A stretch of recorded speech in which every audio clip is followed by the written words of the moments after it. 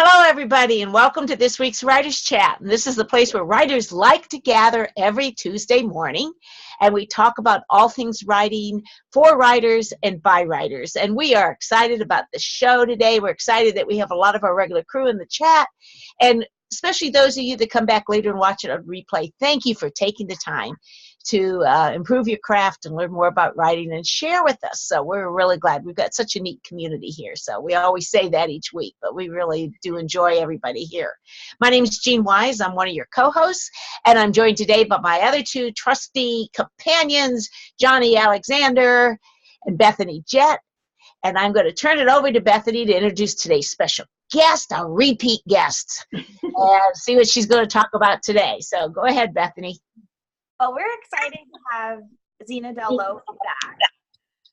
And so if you missed her first time with us, you're definitely going to want to catch that one. It was Hollywood storytelling. And so now we're diving deeper into the craft, which I'm excited about. And today's show is called Setups and Payoffs. And correct me if I'm wrong, but I believe that's thanks to my mom. The moments in a story or movie that seem small or unimportant, but are setting up something to be revealed later. Is that wrong? Right? No, that's basically right. Yeah. I'm like, I don't know about story elements, and I'm excited as a nonfiction writer to learn more about storytelling. And Zena, we just can't wait. So it is all to you. All right. Well, that's awesome. Thank you. What a great intro. Yeah, so you're right. And setups and payoffs are actually, to me, the foundational piece of any kind of fiction. Whether it's a short story, even a poem has setups and payoffs. But of course, in movies and of course novels, to me, they are the foundation, the bedrock of everything that you're doing. If you can't do it well, you're basically failing as a writer. I hate to say it. Wow. So we need to talk about then how to do it well, because a lot of people don't. And here's the thing. Today we're going to talk about like what exactly is a setup. And then I'm going to pull out of my little toolkit here ways that you can do it that surprises the audience when it gets paid off. Because the truth is, a setup is a lot of barely noticeable hints and clues about things that are going to ultimately be important in the story. They're things that we shouldn't see as being that important. They're little, for example, your character has a lucky coin they carry around in their pocket. All right, well, you need to set that up somehow at some point in the beginning of the story. If that becomes important, because in chapter 12, he gets trapped in the pirate prison and he uses that coin to jimmy the lock and get out. Well, you can't magically have him have his lucky coin in the pocket just then. We need to know that he already had it in his pocket, but before he even went in there, or else we feel robbed. It feels like Deus Ex Machina.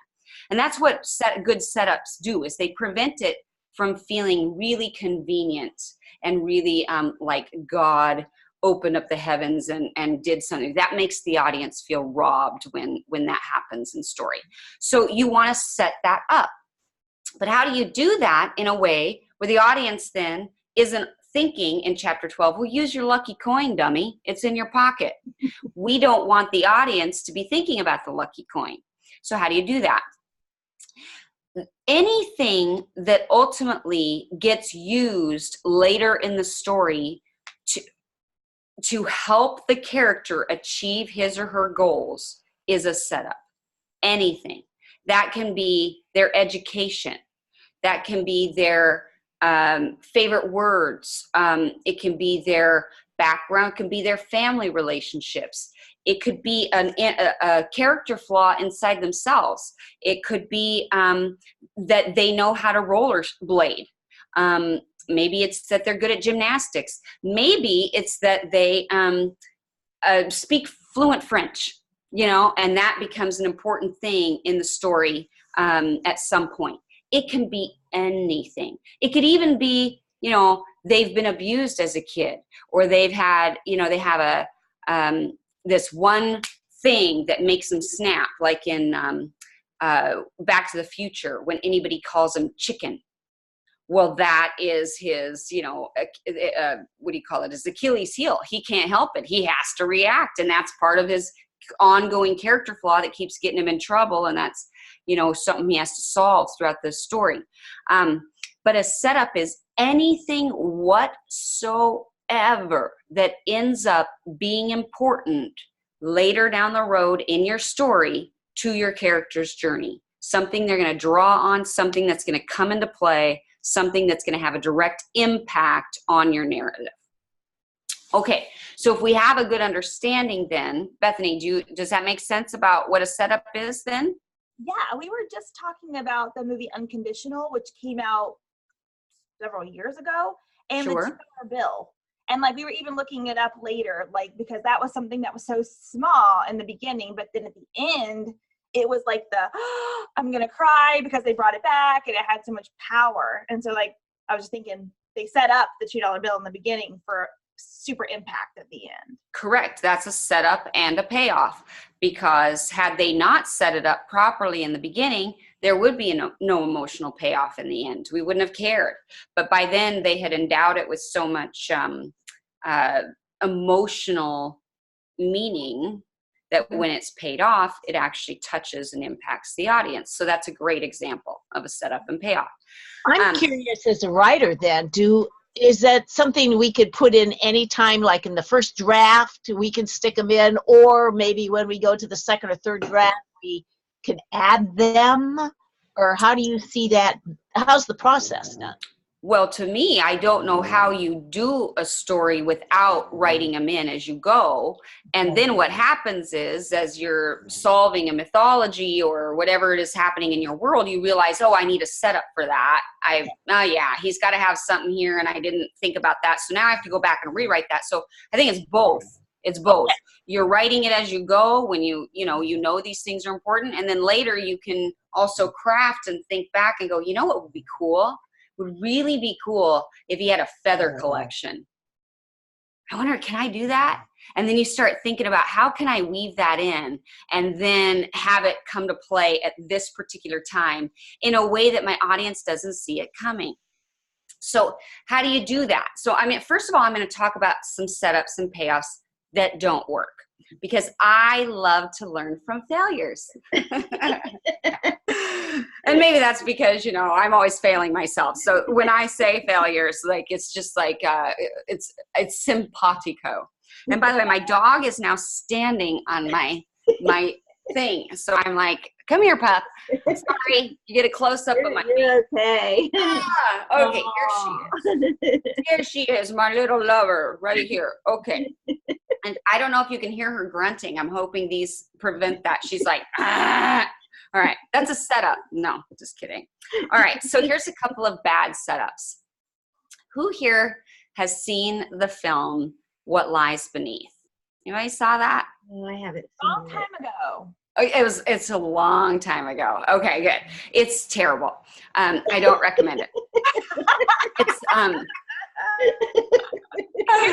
than that? Yes, it's Harrison Ford, and it's a great cast. Michelle Pfeiffer's in it. She plays his wife. And Harrison Ford, who usually plays the good guy and everything, he's a bad guy in this one. So he's going against type. And, the basic premise is there's a body that he had an affair or something, and there's some gal that's now in the lake house that they've now retired at or something. I mean, it's a little convoluted, confusing. It's been a long time. But I'll never forget this setup because it was so bad. So what happens is, they're like retired or something, or their daughter's going off. So they're like at this lake house. There's no reason for him to be going to work or anything like that. And one day he goes to work. I mean, totally unprompted, totally unnecessary, totally not organic to the story. But he shows up at work, and apparently he's some sort of, doctor, researcher type, because he's got his white lab coat on, and he goes down into the lab where his assistant is working on some of their projects, and the assistant says, well, this is an interesting development. We have found that when we inject this serum into this mouse, the mouse is paralyzed, but fully aware of everything that is going on around it. Isn't that interesting? And in the audience, you're going, you know, you've just been set up, and you know what's going to happen. At some point, somebody is going to be injected with that serum. They're going to be aware of everything that's going on, but completely paralyzed and unable to do anything. It was a clunky, horrible setup because we saw it coming. We knew it was going to be used. We knew, and it came out of nowhere. It was not organic to the story. It was just like literally that scene was there for that setup, and it makes us groan. It is not. That was not crafty. That was really sloppy. Let's go to another one because we love clunky setups.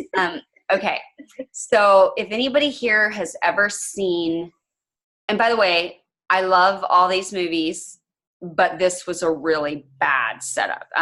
Jurassic Park 2, not 1, but 2.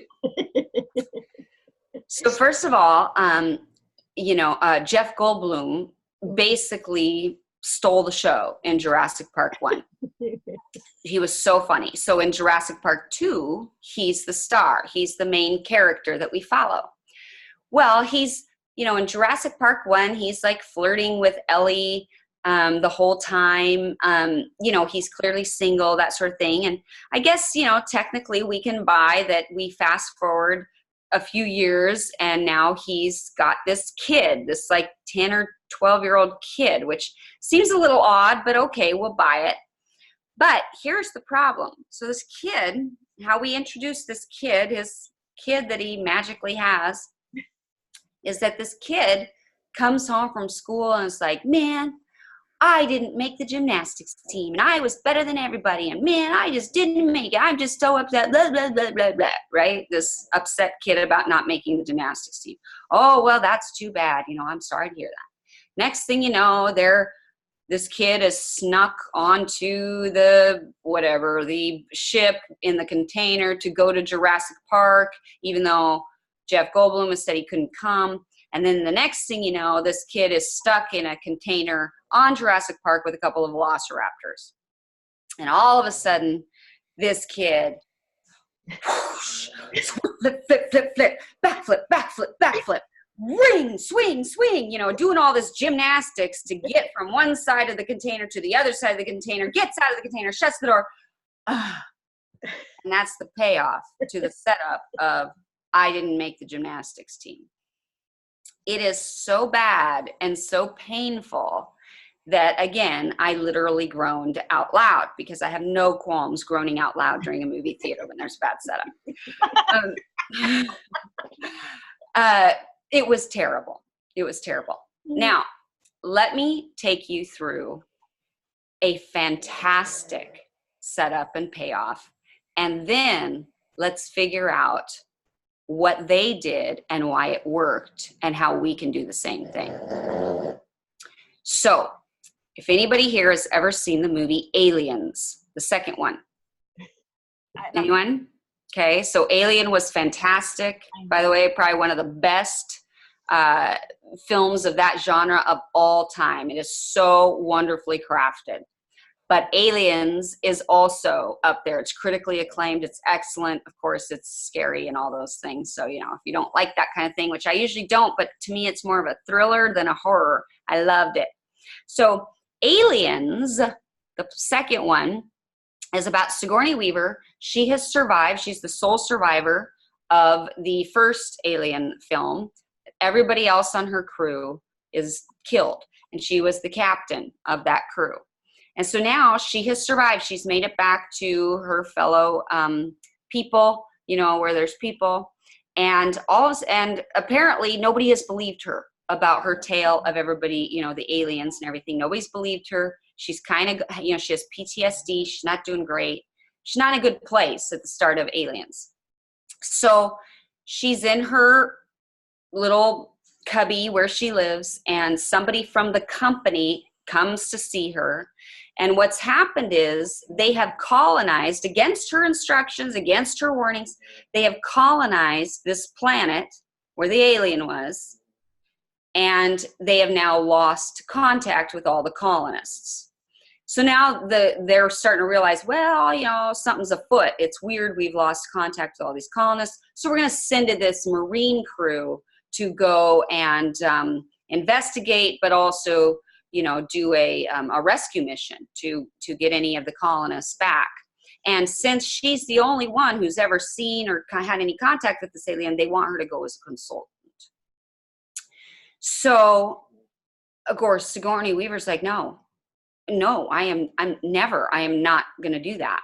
No, I'm not going to do that. I mean, she has PTSD. Nobody believed her the first time, and now they're coming here and they want her to consult and go on this suicide mission. Are you kidding me?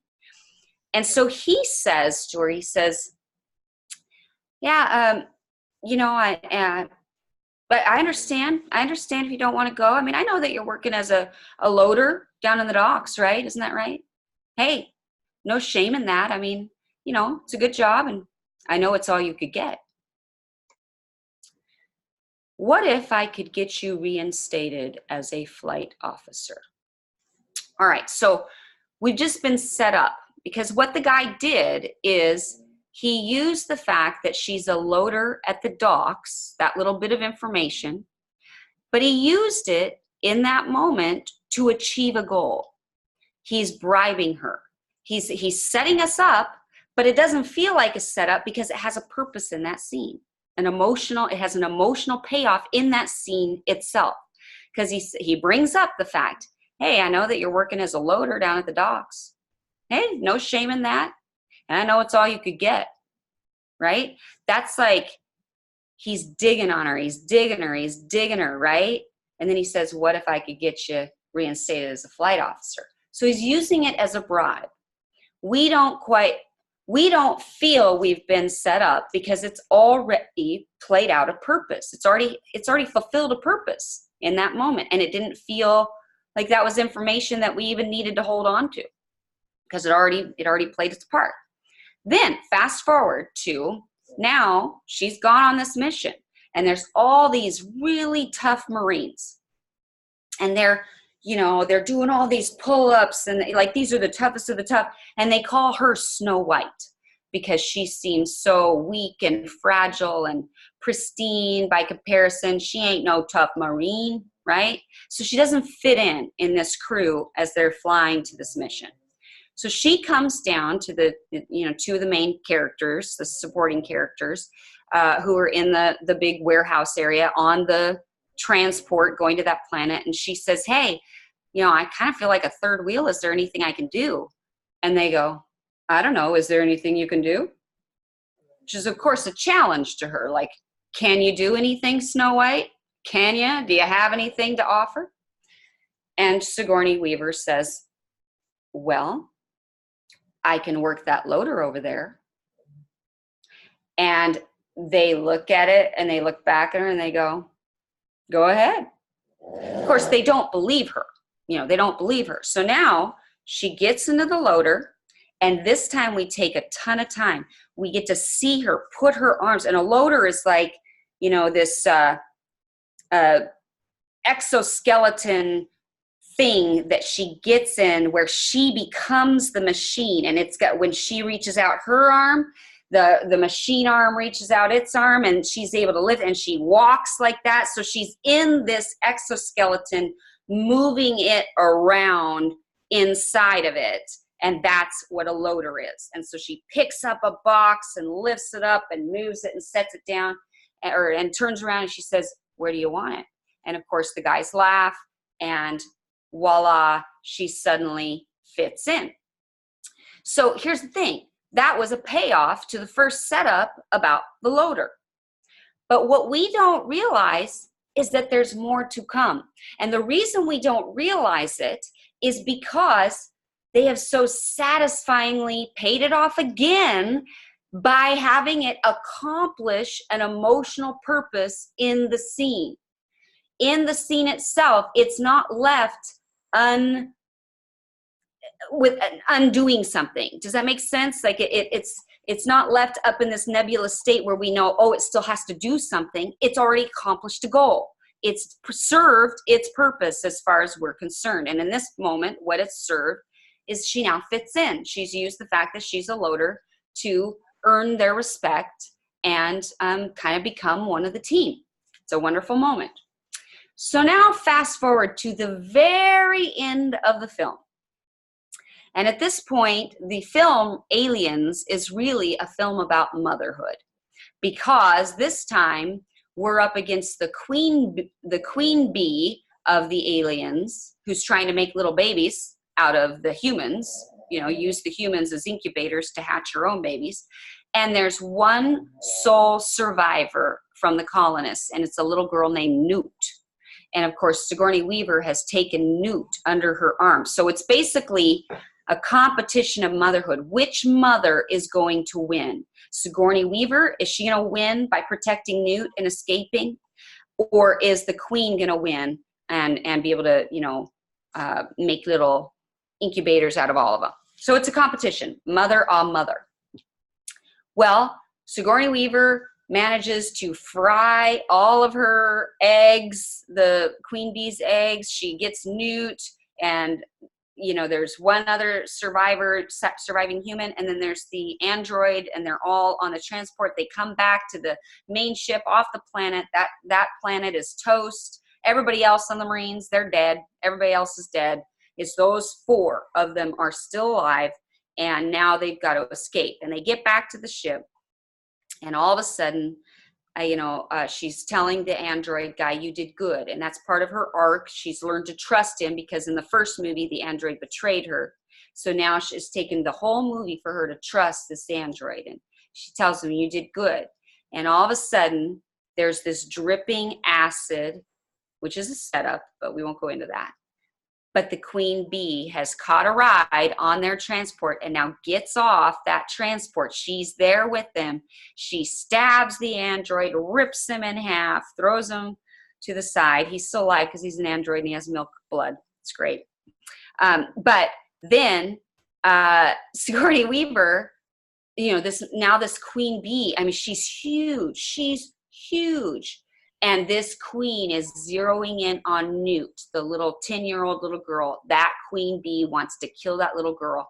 And Sigourney Weaver is going to Newt, run, run. And then she's saying, no, here.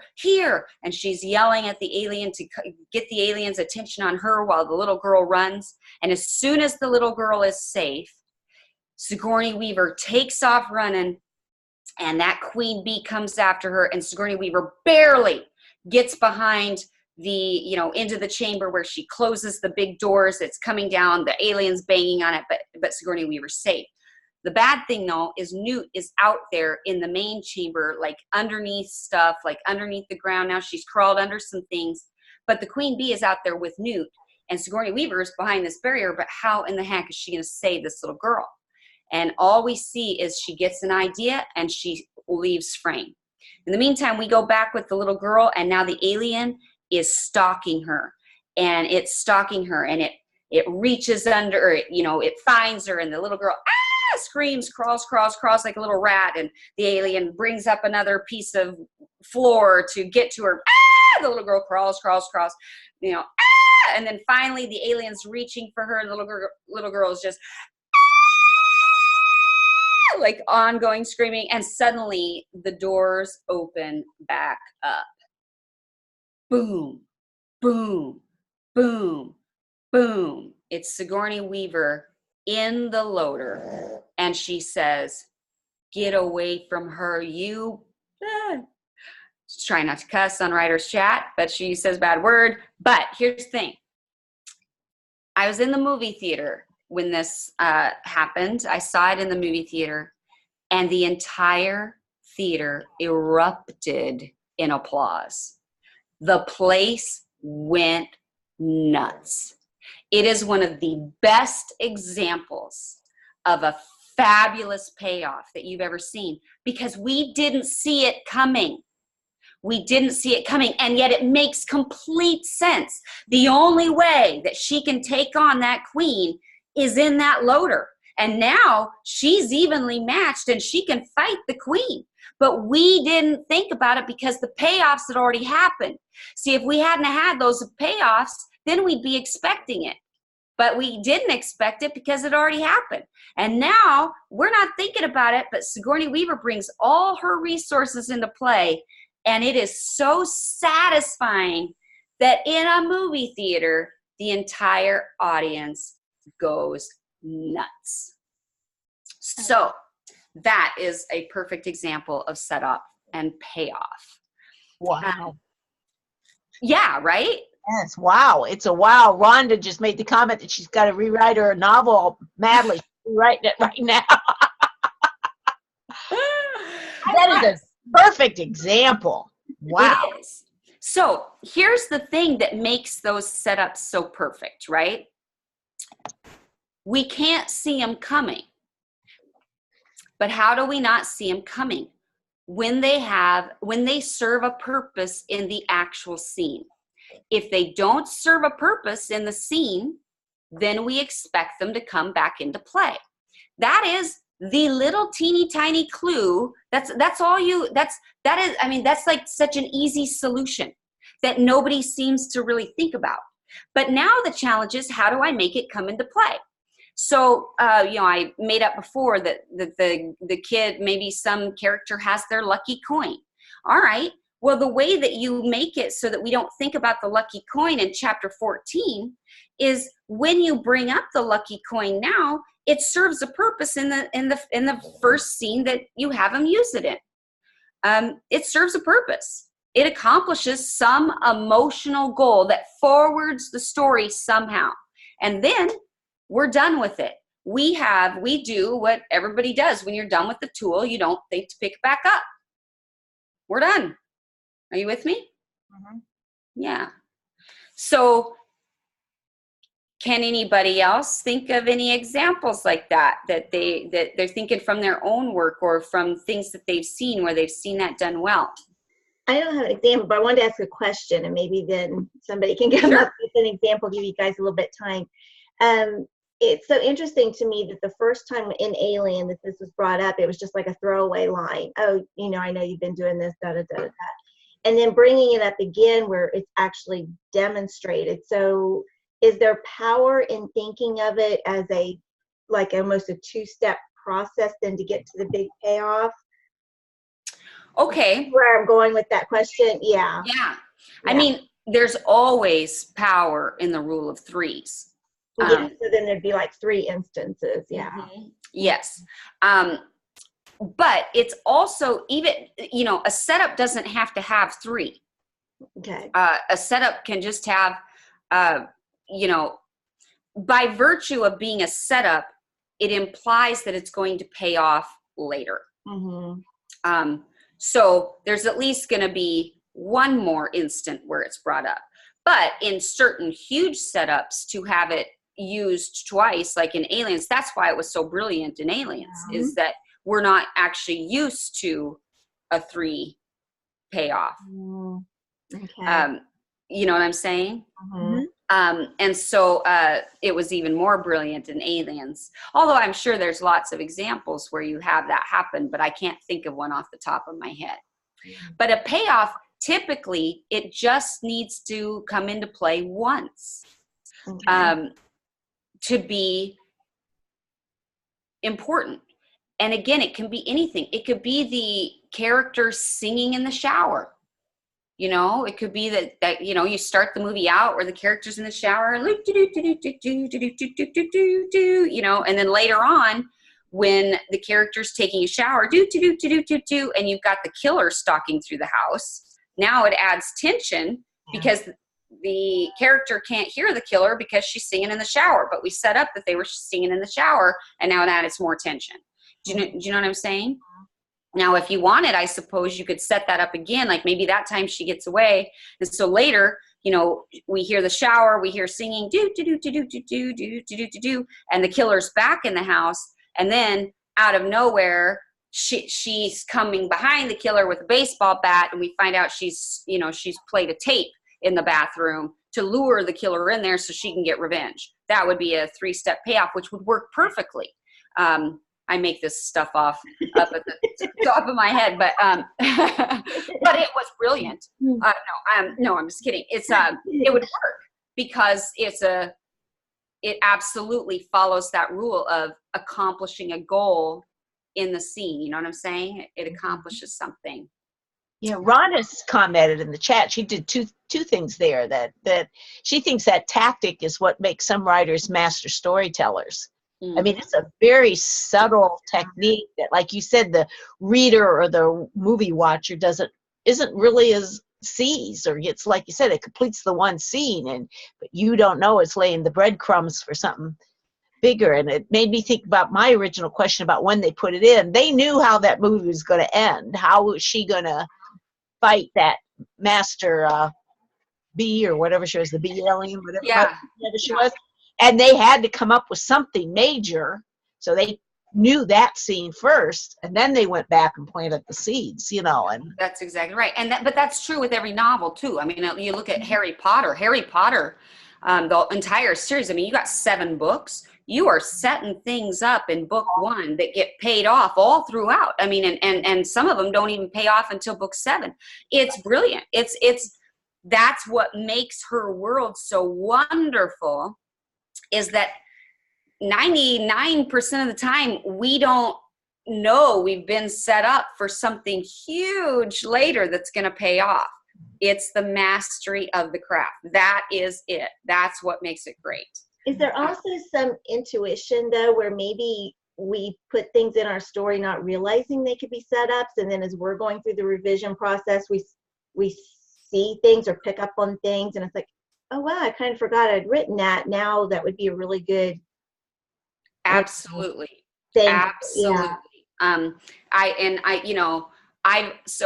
I was in a writer's group for a long time where you guys know I'm working on my very first novel, so I can no longer talk at you. I'm talking, and now I'm also a struggling novelist, but it really changes the whole dynamic.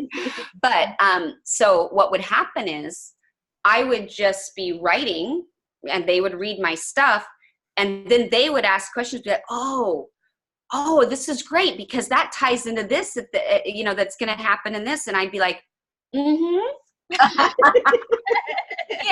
as if I planned that, right? Because, sometimes we don't even realize, but it's kind of in us, it's coming out. But then when we see it, we can make it better. We can make it more focused, more intentional, more deliberate, and hopefully also more tricky. Yeah. More enjoyable for the audience because it's less obvious. We don't want obvious. Yeah. Right. Well, go ahead. Well, I kind of have an example, but I'm not quite sure. When I was writing one of my first contemporary romances, and I knew I wanted the guy's parents out of the way, but I decided a car crash was too mundane. Everybody uses a car crash to kill off the parents. So I had them die in an airplane crash instead. And in that, I got a 3-book series, so I had to come up with 3 stories instead of just the one. And actually, that little thing that I just thought, well, that's a way to get rid of the parents, became a really important element in the characters and the stories of books 2 and 3. Not intentional, but I kept going back to that, and it really drove the characters. And one of the stories in particular really drove the plot of that story, too. And it was just trying to do something different. And you know what? That is actually really perfect for the transition to what I'm about to say. Because, yes, it's perfect. Because what I'm going to say is that your backstory is all set up.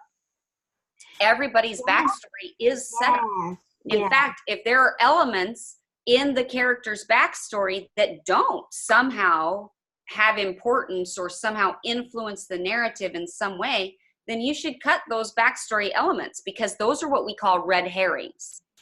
Red herrings are false clues, false hints, false resources, false whatever it is that aren't going to lead anywhere. And it's like breadcrumbs that lead to no end. And the audience hates them. So we don't like red herrings. We love seeing the connection. So all backstory, every single thing that is included in your story for your character's backstory is ultimately a setup, because it must have a direct impact on your narrative in some way.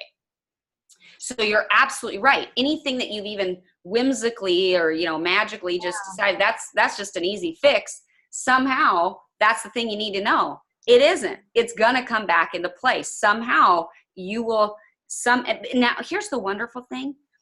I really believe that the longer we write, the more and the better we get at the craft, the more, I hate to use the word magical, but because it isn't magical, but it's intuition. You know, it's like it's more. It just sort of happens. Like some of it sort of happens, but we still need to understand what we're doing so that we can craft it even better and understand when it isn't working and why. You know, but somehow the longer we write, the better we just naturally, organically get at doing this. It just sort of plays it out. You know, I know Bethany writes nonfiction. Here's the thing: nonfiction writers do setups and payoffs too. Mm-hmm.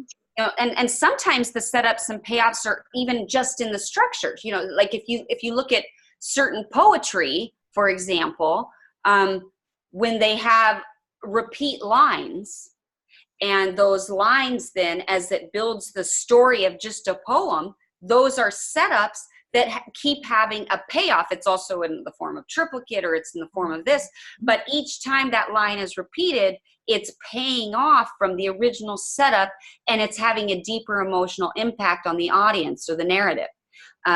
So even nonfiction does this. Setups are a crucial, integral part of every single part of story, any kind of story you're writing, nonfiction or fiction.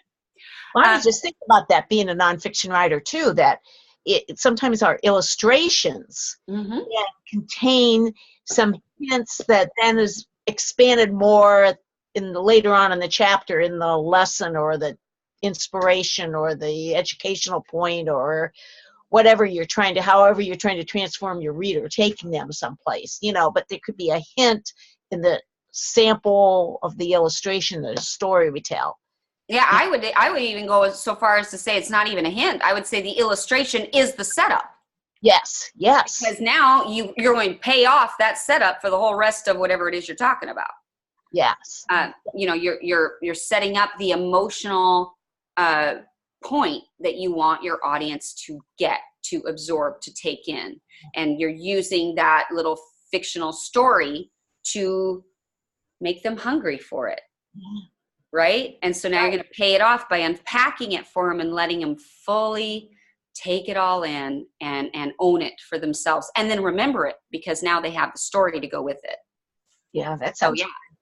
Are there hints on doing the payoff? You know, we've talked an awful lot about the value of the setup, but is there things as writers we need to know to make the payoff as satisfactory? Well, no. So the payoff.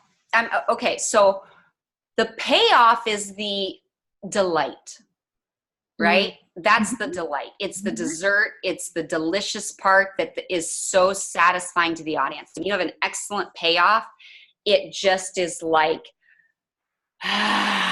to your audience. They love it, or your reader.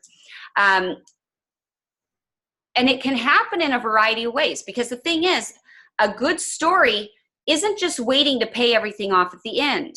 A good story pays things off as it goes too, because it's setting up and paying off. So for example, let me give you another example. The movie Lethal Weapon. Mm-hmm. If anybody has seen it, it was back in the day, it was a truly groundbreaking type of action buddy movie that kind of changed the genre, that it changed things for the industry in terms of these action genre these action buddy things. So you've got Mel Gibson and Danny Glover. Danny Glover is older, you know, he's about to retire as a cop.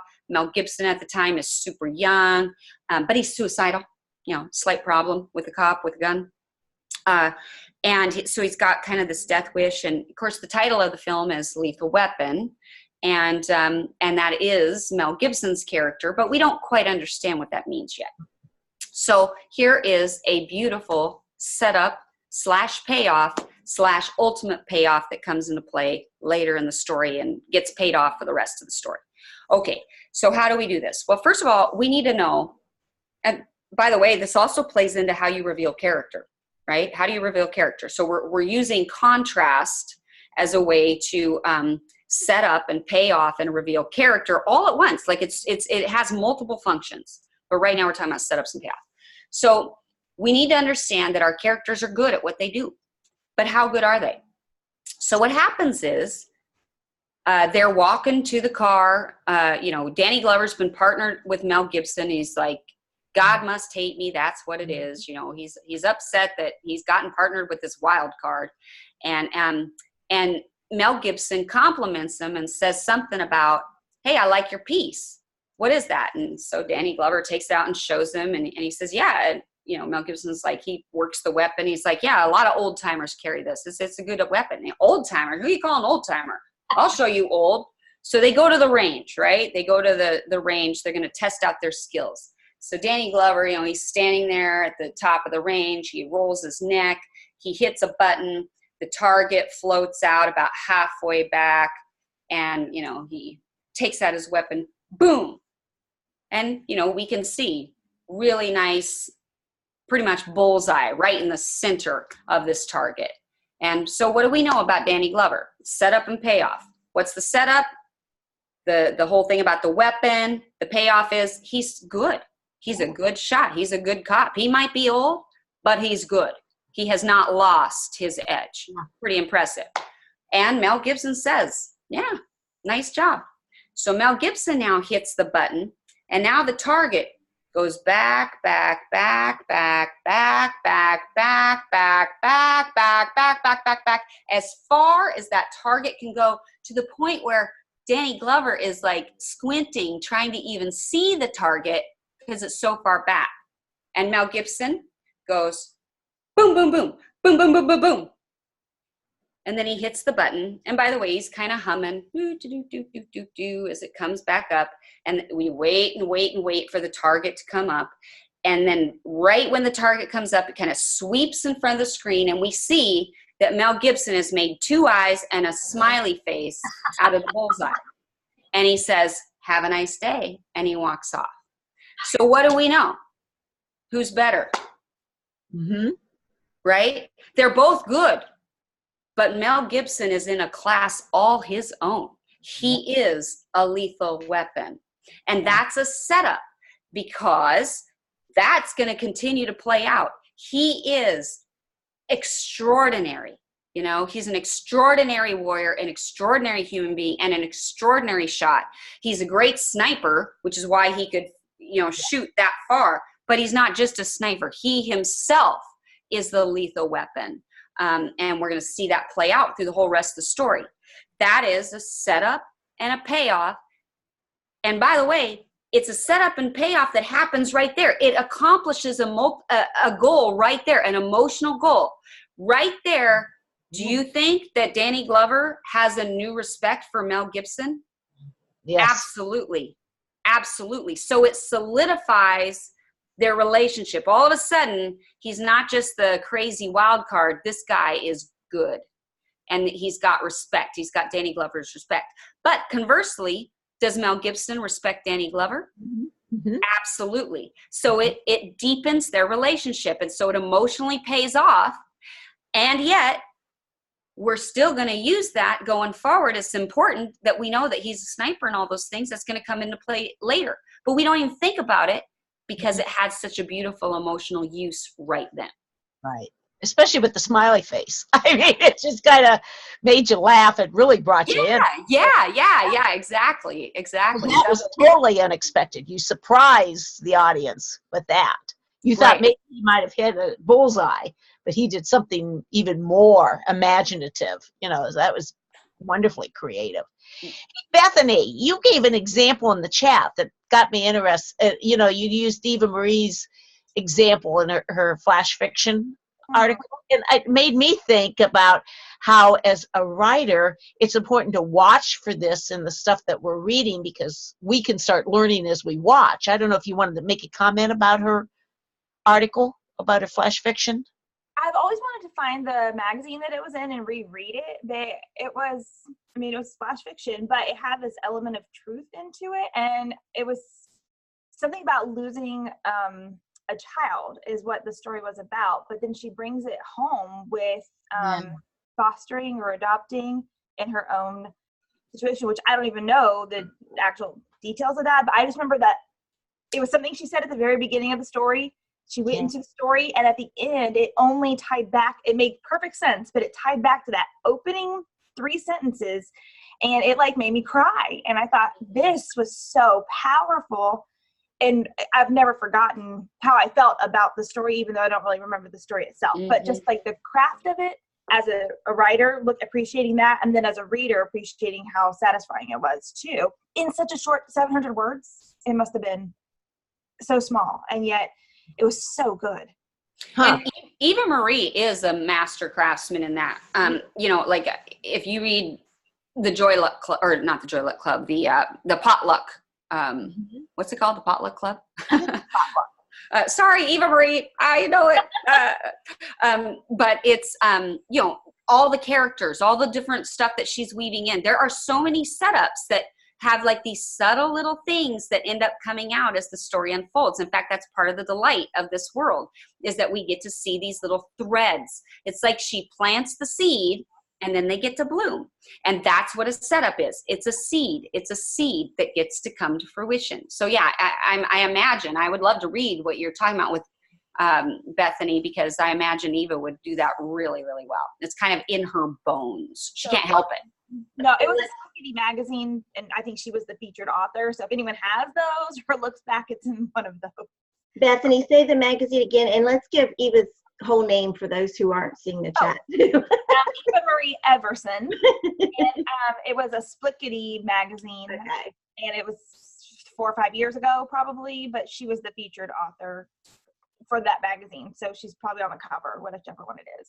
But either way, it's a good tool, not just this tool that she's teaching us today, but it's a good thing for us to watch as we read, either fiction or nonfiction, and watch, almost take ourselves out of the reader mold and put our writer's hats on and study how. Well, and I would actually recommend that you do it after. Like, I really think writers should be rereading books. And so I think the first time you read something, you're a fan. You take it in, you let it move you, you let it do all those things. And here's what'll happen. If it's not well done, it will take you out. And those are the points you want to take note of. Anytime you're taken out of the story, oh, something didn't work here. There's a craft problem here. Something brought me out of the narrative. But if you stay in the narrative the whole time, just enjoy that. And then you'll finish the story. And of course, by then, now you'll see the payoffs, because you have finished the story and they've all been paid off. Then I think a wonderful thing to do would be to go back and read the story again, now that you know how it ends, and then start taking note of, oh, wow, yeah, I remember that. I didn't realize at the time that I was being set up. Or, yeah, I kind of thought I was being set up, but I thought, I guess I thought I was going to end this way. And see how they fooled you. See how the author tricked you or misled. I hate to say the word misled, because we're not actually trying to mislead our audience. We don't want to mislead them. We want to delight them. We want to surprise them. So that means that what we're weaving in there, they don't obviously notice, but it's there, so that then when they look back, they can see that it was always there, and they go, wow, it was always there. How did I miss it? Well, because I'm so clever, right? So did anybody here see The Sixth Sense? That's what Bethany just commented on the chat, and I thought about that earlier because of the cold breath. That's all the way good. You don't realize it till the end. But there are so many things. Oh, yes.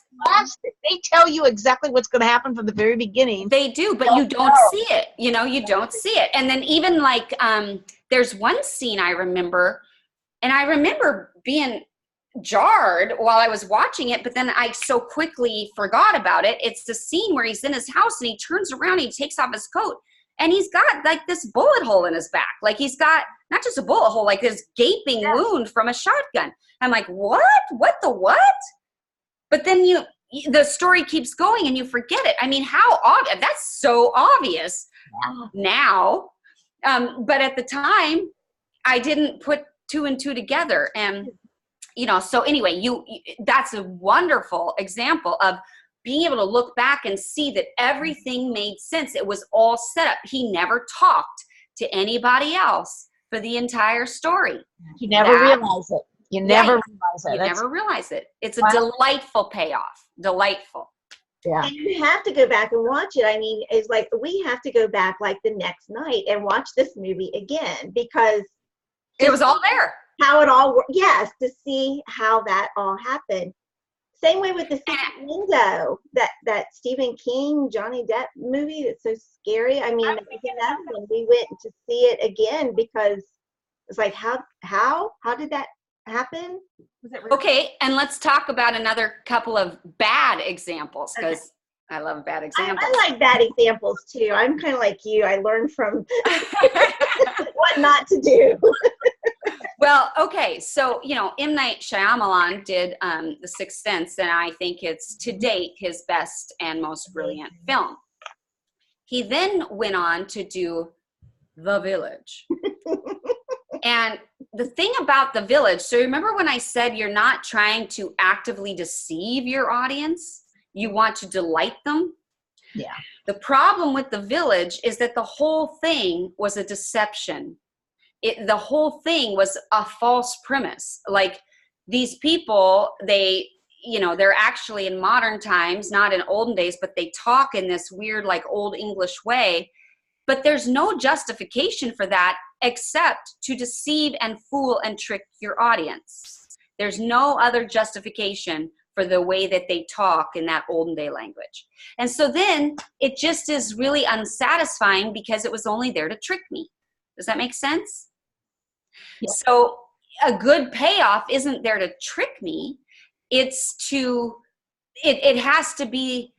there because it's important to the story, but it's also there in such a way that it's, I don't see it, but I'm not being actively deceived. It's not a red herring where it's there deliberately to take me in a direction that isn't organic.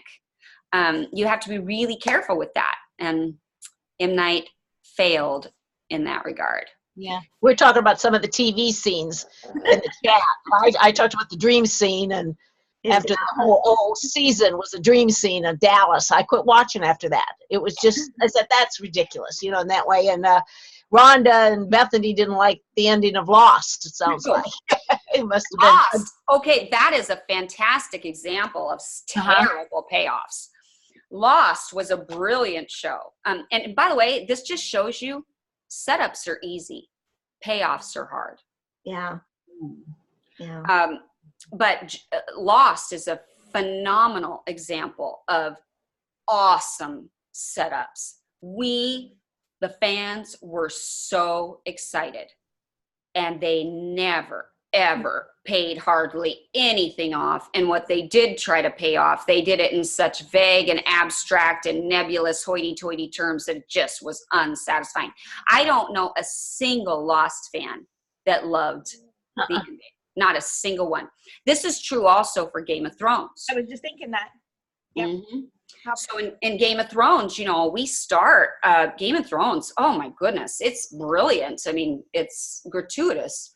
But it's brilliant mythology-wise in this world where you've got the world of these White Walkers, and you've got, and a winter is coming, and there's going to be some massive battle between the dead and these White Walkers who control the dead and the living, and will they be able to survive? And so in the final season, we have this battle, and I mean, it's just the whole thing is just like unsatisfying. In fact, the whole last season is painful. I kept watching about halfway, and then I would have to take a break because it hurt so much. It just hurt me. I take things very seriously when I get into a story. But it was painful. It was painful because it was such a terrible payoff the whole season. But the setups were wonderful. When they first introduced that White Walker, I don't know if anybody is familiar with it. There's this wonderful, incredible battle. And after the battle, you know, Jon Snow gets in a boat and they go out into the water. And while they're out in the water, the White Walker stands on the edge and he lifts his arms. And everybody that's human who's just been killed in that battle, which is a lot, now comes to life and are now the dead warriors for the White Walker. And I mean, it's just like, what? Oh, it's so awesome. But it's so poorly dealt with in the end that again, very few people I know. There were more people that were satisfied with the ending of Game of Thrones than lost. Nevertheless, most of us were not very satisfied. This has been great. I don't know where the hour went. This has been fantastic. And I think we all learned and we got excited. I love your enthusiasm. I just love it. Thank you. You have made our day, and we are at the top of the hour. I would encourage, we'll have everybody come on back on here. If we've put you in writer's jail, just let us know in the chat. Somebody I think I put in writer's jail. So if you can't get back on, you want to come back on, just say it on that way. But we are at the top of the hour, so we won't have a lot of time. Maybe we'd have time for one question if somebody wants to ask before we close up at least the recording side. Of course, we'll stay for afterwards, too. So anybody have a quick question? Well, I'm going to comment then on Sophia, because she said the last Twilight ending, and I was thinking about that, too, because Alice, he can read minds, and Alice can see the future. And so for that whole scene to then tie back to that moment where she's showing him what could happen based on his future idea, you forgot that could happen. And I thought, it didn't feel cheated like a dream. It felt like, oh my gosh, of course, that's what happened at that moment. And I love it. It's one of my favorites. Yeah, absolutely. It's completely satisfying because it was so well set up. So good. Yeah, good. Okay, that is great. We just thank everybody for being here today. Please, stay on for the after party. And Zena, thank you Thank you for having me back. This was so fun. We're going to put you on the repeat list. Yay! We always can learn. And please stay on for a little bit, because we, like said, when we finish the recording, because we have our little after party, and they may have, if you could stay on for a little bit, they may have an additional question. And I'm debating, because I forgot to look, and for sure for next week. Bethany, do we do planners next week? Oh, you know what? I'll have to look, but I'm looking real quick to see. Melissa's shaking her head yes. So do you want to say something about it, because you're excited about this topic? So next week's topic, Bethany. We're going to talk about, well, I'm going to be showing how to use happy planners, but any planner could work, but really how to use them for functionality and prettiness. Digitally and paper, how to tie the two together. It's going to be lots of tips. I'm excited about that. On that. Hello. Anyway. Again, thank you.